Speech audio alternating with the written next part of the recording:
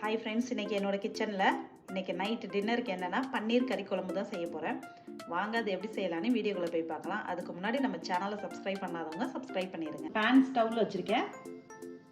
இதில் கொஞ்சமாக நெய் சேர்த்துக்கலாம். நெய் சேர்த்து பன்னீரை லைட்டாக ஒரு நிமிஷத்துக்கு அப்படியே ரோஸ்ட் பண்ணிக்கலாம். இப்போ நெய் நல்லா கரைஞ்சிருச்சு. பன்னீரை ரோஸ்ட் பண்ணிடலாம்.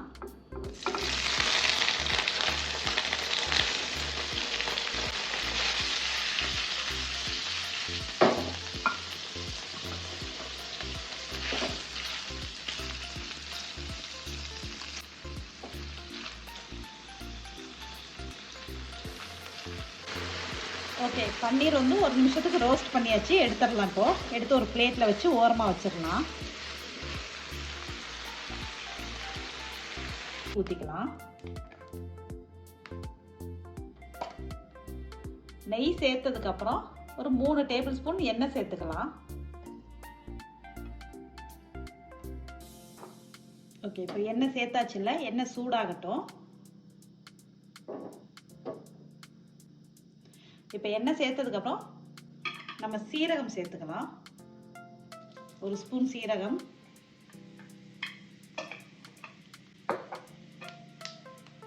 சீரகம் பொரியட்டும். 2 பெரிய வெங்காயம் சின்ன சின்னதாக கட் பண்ணி வச்சுருக்கேன், சேர்த்துக்கிறேன். பெரிய வெங்காயம் சேர்த்து நல்லா மிக்ஸ் பண்ணி விட்டுருவோம். பெரிய வெங்காயம் நல்லா பொன்னிறமாக வதங்கட்டும். வெங்காயம் நல்லா பொன்னிறமாக வதங்கிருச்சு. 3 மீடியம் சைஸ் தக்காளி கட் பண்ணி வச்சுருக்கேன். இந்த தக்காளியை சேர்த்துருவோம்.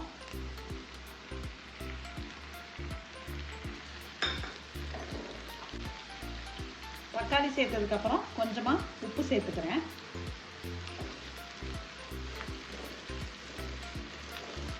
ரெண்டையும் சேர்த்து நல்லா மிக்ஸ் பண்ணி விட்டு வேக விட்டுருவோம்.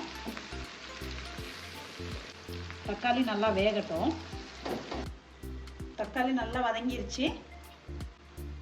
கொஞ்சமாக இஞ்சி பூண்டு பேஸ்ட் போட்டுக்கலாம். ஒரு 1/2 டேபிள் ஸ்பூன்.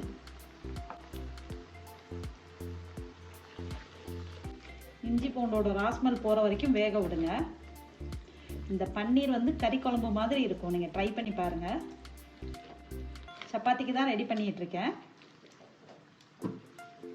பன்னீர் கறி குழம்பு ரொம்பவே நல்லா இருக்கும். ஓகே, இப்போ இஞ்சி பூண்டோட பச்சை வாசம் போகட்டும். போனதுக்கப்புறம் நம்ம மசாலாஸ் எல்லாம் சேர்த்துக்கலாம். இப்போ இஞ்சி பூண்டோட ராஸ்மல் போயிடுச்சு. மஞ்சத்தூள் கொஞ்சமாக சேர்த்துக்கலாம். மிளகாய்த்தூள் 1 டேபிள் ஸ்பூன். தனியாத்தூள் 1 டேபிள் ஸ்பூன்.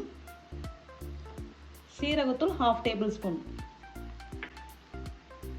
எல்லாத்தையும் சேர்த்து நல்லா மிக்ஸ் பண்ணி விட்டுருவோம்.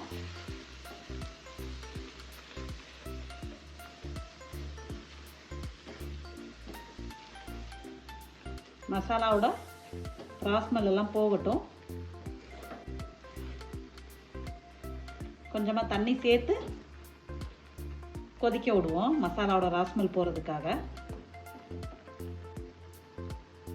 கொஞ்சமாக தண்ணி சேர்த்துக்கிறேன்.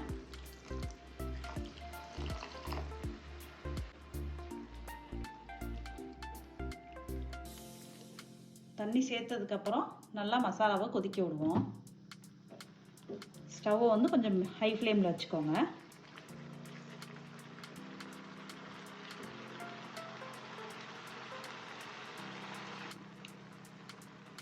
இப்போ மசாலாவோட ராஸ்மல் போயிடுச்சு. ஒரு 1/2 டீஸ்பூன் சுகர் சேர்த்துக்கிறேன். சுகர் பிடிக்கலைன்னா நீங்கள் ஸ்கிப் பண்ணிக்கலாம்.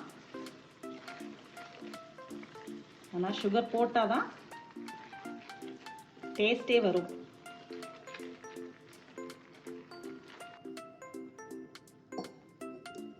ml போல் தண்ணியை சேர்த்து நல்லா கொதிக்க விட்டுருவோம்.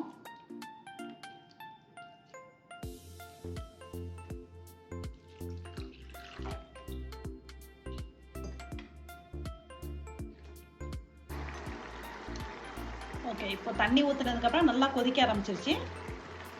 நம்ம பன்னீர் சேர்த்துக்கலாம்.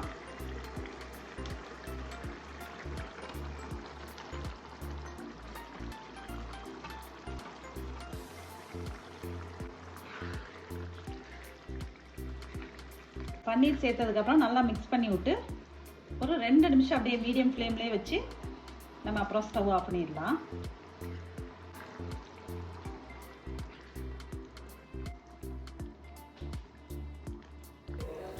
இப்போ ஸ்டவ் ஆஃப் பண்ணிடலாம். என்னோட ஸ்டைலில் பன்னீர் கறி குழம்பு வந்து ரெடி ஆயிடுச்சு. கண்டிப்பாக ஒரு முறை நீங்கள் ட்ரை பண்ணி பாருங்கள். உங்கள் வீட்டில் கிட்ஸ் எல்லாமே இதை விரும்பி சாப்பிடுவாங்க. கிட்ஸ்லேருந்து பெரியவங்க வரைக்கும் நல்லாவே சாப்பிடுவாங்க.